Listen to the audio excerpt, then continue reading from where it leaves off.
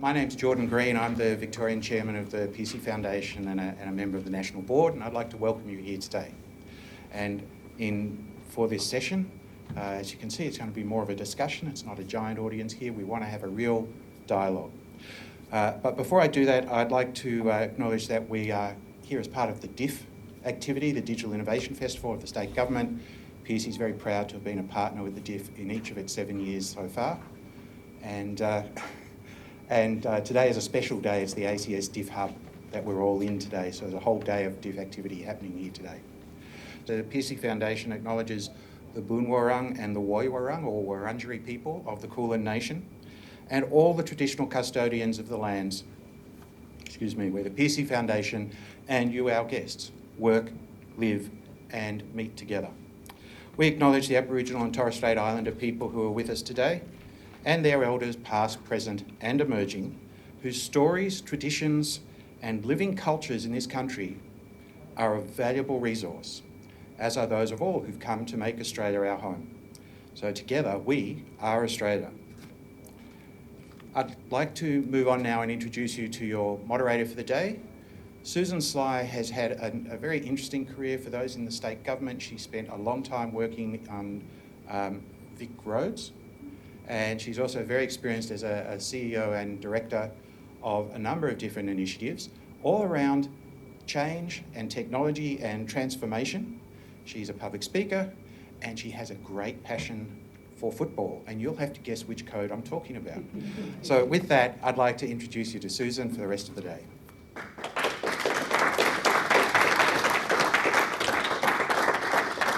Thanks, Jordan. Now, I know a lot of you, so you know that this is going to be organised chaos for the afternoon. And what we're going to do is sort of travel through a number of questions with our panellists around exploring what does this future of work hold for us. And I'd like to follow up before I start on the acknowledgement of country. And you've heard already two different layers on it. What I'd ask is that as you leave tonight, or for those joining virtually as you go outside, is really think about what country means in that sense. And so here we've got fabulous waterways outside. Beneath the buildings that we sit in is the original ground that we often forget. And part of that acknowledgement of country is often really acknowledging it and what it means, but also what it gives back and listening to it. So there's a fabulous course that I had the good fortune to do recently, which I think we get very afraid sometimes of getting acknowledgement of country wrong, and we forget that it's actually about acknowledging country. So thank you for all of the inputs to that today. So what is today about and the panel? And thank you to Diff and Pearcey for putting this on. We're an industry who drive innovation. You know, that's what we're about. The tech industry has brought more change to society and industry than any other. Pretty well, when you've got to go back to the Industrial Revolution to even come close to a pace of change that's the same. But often we're a bit shouting into the wind. So how many years did we talk about flexible working? It's not that hard. And all of a sudden, overnight, when COVID hit, oh my goodness, who'd have thought that employees could add productivity and value from home? Most of our industry. And yet, as an industry ourselves, we are glacially slow to change. So you've got to have a look at, for instance, at our diversity stats.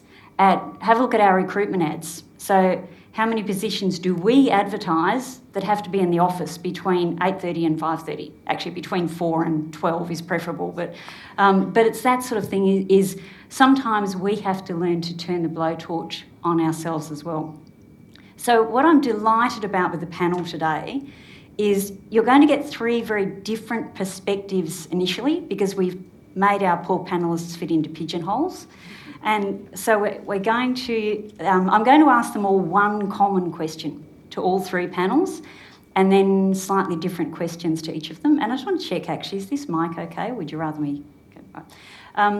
So we'll then go through them, and then we'll bounce a few questions off depending on what they say. We've already thrown part of the agenda out and shifted the dialogue slightly, so we're going to bring all of the panellists together a little bit earlier than we were originally planning, and open the floor to questions. So you will have heard from all 6 of them, and then when we put them all together, feel free to throw your questions in to potentially get very different perspectives on the same question and very different answers. So, without further ado, if I can invite our first 2 panellists up, the first 2 victims of the day. Chris Vian, if you would like to join us. I've got to say, when he looks surprised then, I think I'm more afraid than he is. Yeah. And Georgia King-Seam. So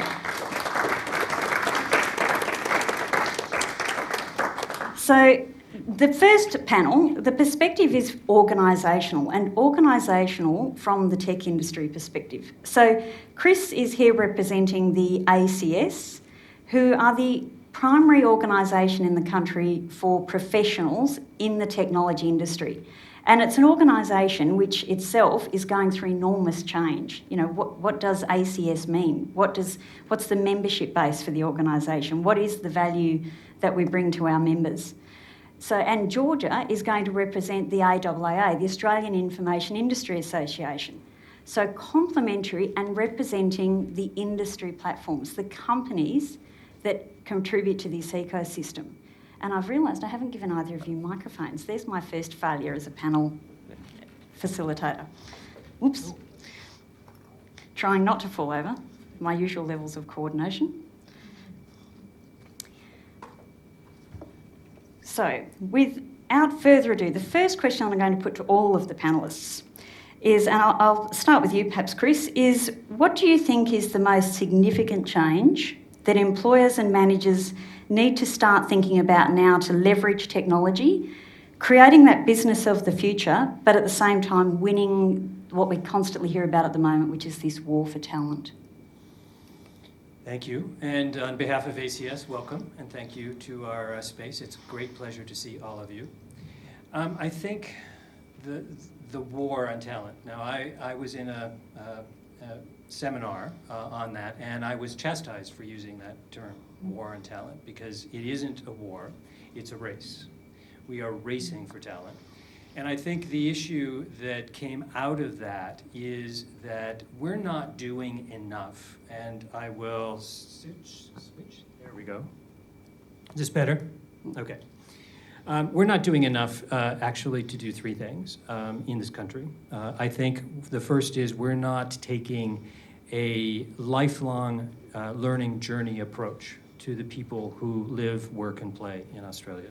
We end up focusing on very pieces of that, but we're not thinking about how we start before kindergarten and talk to girls, for example, about how, well, not technology careers yet, but starting to get people excited about technology and introducing the concept that perhaps there is something here for me, whether I'm a boy, girl, or whatever, and really exciting them through their journey, their education journey, so that by the time they are choosing where they want to spend their time, where their career might be, they've got the excitement, they've got a little bit of steam or STEM in them, and they're ready to move on to that next part, which is their career, which is oftentimes where we interact.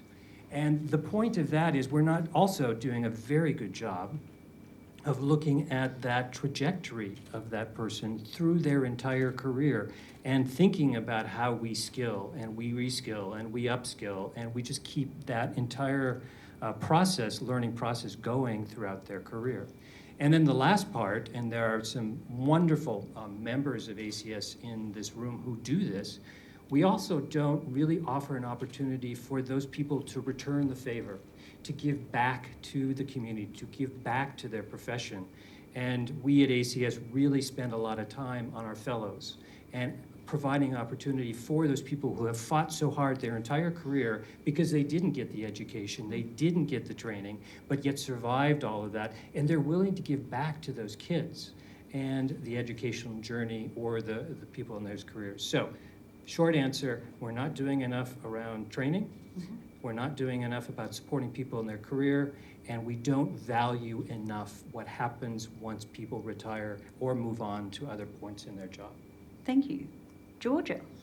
So I might pick up where you left off a little bit there and say, I agree on the journey process. a lot of the time when we talk about technology, it's around helping the business, helping employees do things, but it's not taking a more holistic view as to what they are looking for. So for instance, many years ago, there was a statistic around people would change careers 5 times in their lifetime. It's quite possibly more than that now. And it's around identifying the skills that and how they're going to use technology.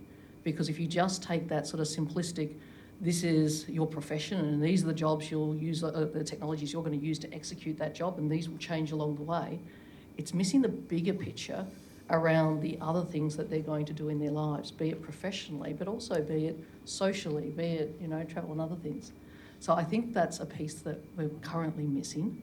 And it would be good to see that sort of recognition that when we do talk about technology and how technology is changing society, it's not just a straight course of, well, it's changing how I do my job. Yeah, of course it's doing that, but it's doing other things as well. Right, so I've actually thought about something I'm going to come back to both of you on shortly around that whole of life learning in particular. But before we go there, your organisations, as you've mentioned, are very, very complementary, particularly when you get to that point where people are either entering or in the workforce already. So what do you see when you look at some of the emerging tech that's coming out about what employers actually need to potentially change so that they attract and keep the people they want, but they do develop them and leverage the tech? So from an AAAA perspective, very much we're focused on what the information industry needs. Looking at how that, government frameworks, a lot of the work we do is policy with government, trying to say, what does the future look like? How do you reduce friction points, for instance, around procurement, around doing business? How are you going to reduce those friction points and provide people with the skills they need? Now, the ACS is very much on the individual level. When we're talking about particular companies or industry sectors, then it's around what do we need to change, often in a legislative sense, that is going to assist that process. So you're right, we are sort of two sides of the one coin, and we do work together very well because, it is a collaborative exercise. I think you mentioned that ACS is an organization in transition, and I think that transition really may be simply going back to our roots a little bit, because I think what we're talking about at ACS is really our strategic priorities, and those priorities are people plus technology equals impact. And I think maybe the difference between the two of us is I'm more focused on impact per se, be that reducing technology's impact on the environment or digital divide, bridging the digital divide. But I think one that we both share is something that you brought up, which is diversity, equity, and inclusion. It's vitally important to us as an organization as we look at the workforce, as we look at that workforce and their challenges going forward. We both know that a diverse and inclusive workforce is absolutely paramount to success. And I do think that this is one where we're working together quite closely, especially on things leading up to the recent Jobs Summit. We were at the same lead-up roundtable, and again, that was one key area where we focused very much on moving forward. Great. So if we talk about inclusion and diversity, and I've sort of got this view that we've kicked a bit of an own goal by talking about diversity. Diversity is a measure. Inclusion is what we do.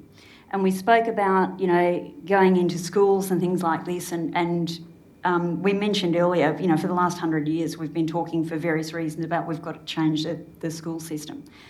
If you look today at, we've had an announcement about it'll be, 100 years until we get really diverse boards and things at the top of companies. I think there was a sideline news article about the head of cybersecurity in Japan hasn't actually used a computer. As they said, what could possibly go wrong? From that perspective for both of you, if we're going to get kids changing their views on tech, what have we got to do with the parents, and what are your two organisations going to do about it? Okay, well, I might start with a personal story if it's okay, and then talk about what the AAAA is doing. I did software engineering in the 90s, so I'm very much a science background. And when I was going through, I think there was probably 100 people in my class, and I was one of 2 women.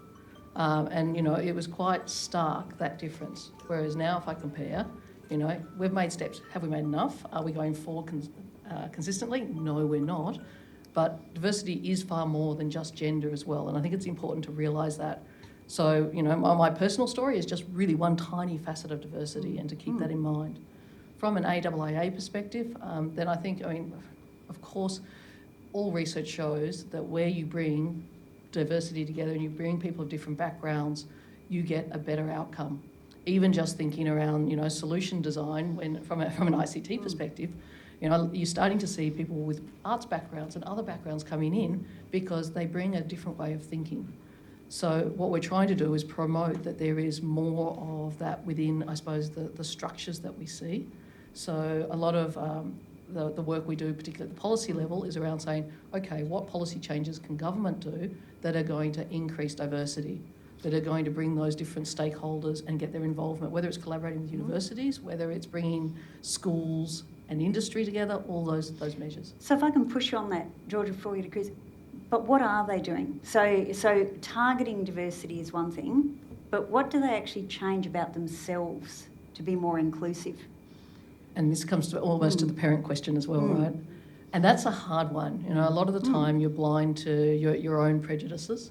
I think having done, quite a few courses, it's quite revealing to see where a lot of your underlying biases are. Whether you can just round up every parent in Australia and put them through that, there are different cultural elements going on. If there was an easy answer, we would have the silver bullet by now, I'm sure. But it is one that requires, consistent learning and I think an open discussion, a very open and frank discussion about where we think some of our prejudices are and where some of the blocks are to having, a more diverse and inclusive society. Chris, what are you seeing in the ACS? So at the top, or the policy level, as you know, we just released the Digital Pulse, and for the first time we actually looked at this question of diversity, equity, inclusion, and to your point, there are all kinds of diverse populations. It's not just necessarily male and female. Neurodiversity, gay and lesbian, transgendered, the list goes on. And so we were actually very happy to do that because for the first time, I think from a research and development, we are putting out there the data. It's always easy to talk about this, as you said, but if you don't have the data, it's difficult to argue against. Now we have the data, or the beginnings of the data, and we will continue doing this to show the industry, to show government, and show parents really the beauty of diversity. But I think to your question, ACS is very much in the field. We have branches, as you know, across Australia, and I'm just going to pick on one branch, the Queensland branch. We have passionate parents who work in that branch, and they are passionate about going out into the school system and meeting with those parents and really doing a one-on-one exploration with those parents. And what they're finding is that it's slow going, but they create a movement. And that's really what we're talking about. How do we create that movement at the local level with Australians, real Australians, who actually can then take the lead and train the trainer and keep it going? We're seeing that. The second thing that we're doing is actually focusing on the teachers. So it's not just the parents, it's the teachers. And what we found, unfortunately, is that most teachers don't have the skill sets to be teaching in a way that is supportive of our profession, don't have the actual technology tools at their disposal, and are burning out.